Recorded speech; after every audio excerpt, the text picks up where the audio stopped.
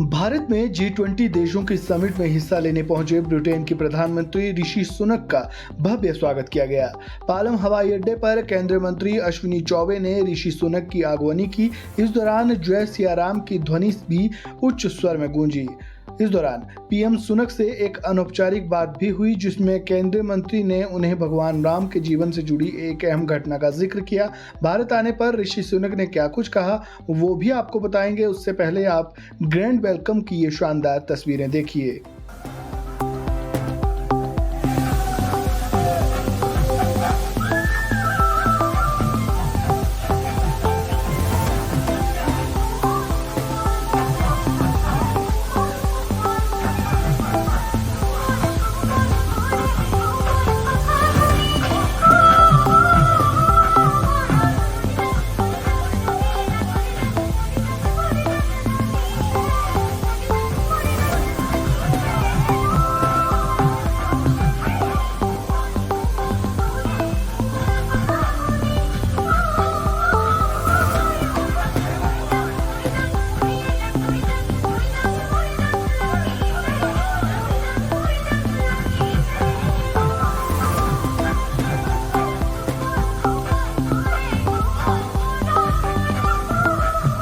Question to you. You talked about your roots in India. People also talk about your roots. You are connected to Hinduism and you wear these, rollies in your hands. Tell us something about it.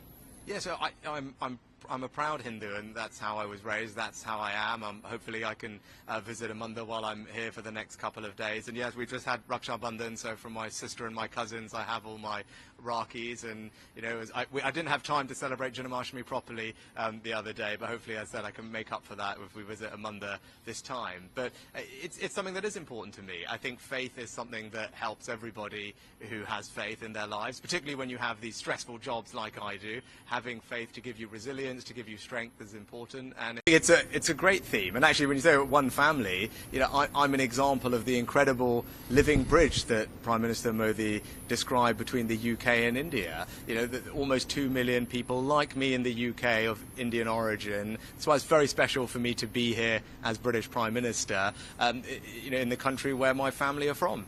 So can you give us some sense of countries? Can you tell us something about your equation with Prime Minister Modi?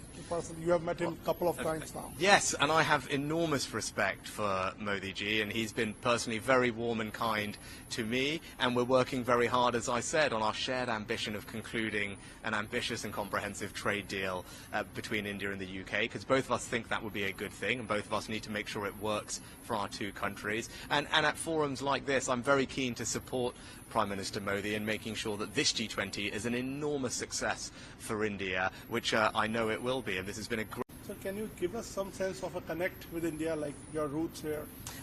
Well, obviously, my wife is from here, from Bangalore. We got married in Bangalore. We used to spend lots of time together before we had children in Delhi, and we're trying to figure out if we can go to one of our old favourite restaurants this evening. But look, it's personally incredibly special for me to be back in India. It's a country I love dearly, a country where my family are from. But to come here in this role, to represent the UK, to find ways to forge closer links with India and play a part in making sure that India has an incredibly successful G20. And I'm very proud to see India doing so. We have seen some ugly scenes of Khalistani protests, separatist protests. How do you secure Indian interests because this is a big, huge issue between the two countries? Yeah, it's a really important question, and let me just say unequivocally that no form of extremism or violence like that is acceptable in the UK, and that's why we are working very closely with the Indian government to particularly tackle PKE, pro-Khalistan extremism. I don't think it's right. Our security minister recently was just in India talking to his counterparts. We have working groups together to share intelligence and information so that we can root out this kind of violent extremism. It's not right, and I won't tolerate it in the UK. So how do you see is taking place here in the backdrop of a conflict, Ukraine and Russia conflict? So, do you think it will cast a shadow, and will it have an effect on the consensus building and the outcome?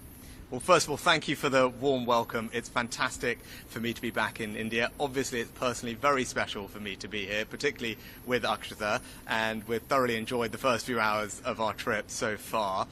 Now, when it comes to Ukraine and Russia and the conflict, one thing I will be doing is highlighting that the devastating impact that Russia's illegal invasion is having on millions of people around the world, particularly on food prices. Russia recently has pulled out of a grain deal that was shipping grain from Ukraine to many poor countries around the world, and now you've seen food prices go up. That's causing suffering for millions of people. It's not right, and one of the things I'll be doing is making people aware of that impact of Russia's illegal war.